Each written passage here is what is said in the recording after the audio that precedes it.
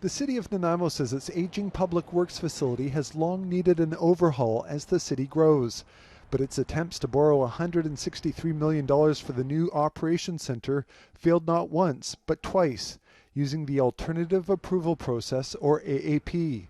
Now the city is hoping the third time's the charm, with a twist. It's come up with a new scaled-down plan that would replace just two of the buildings and the stormwater management system at a much lower price of $90 million. It basically is one package. It will save interest over time because it's being done in a shorter space, and it will also obviously mean a reduction in the size of the project generally. For a third time, the city will try to use the alternative approval process where those opposed must send in a form stating their opposition to the borrowing. I think a lot of people in public works and the city generally said, look, why don't you just put forward a project that's easier for us to understand? And this, I think, is understandable. The city says it will increase its communications about the project this time around, including sending out flyers.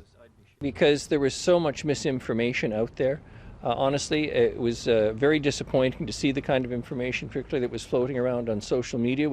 The lawyer, whose work led to the defeat of the first two AAPs, says the increased communication plan is a step in the right direction. Because the citizens will now have a better opportunity to become informed about the AAP, the process itself, and what they want to do with the money that they're going to borrow.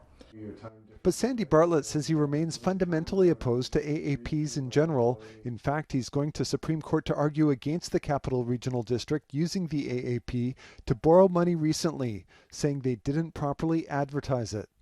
I don't think that this is a good way to determine whether or not the majority of the people want to borrow money or not.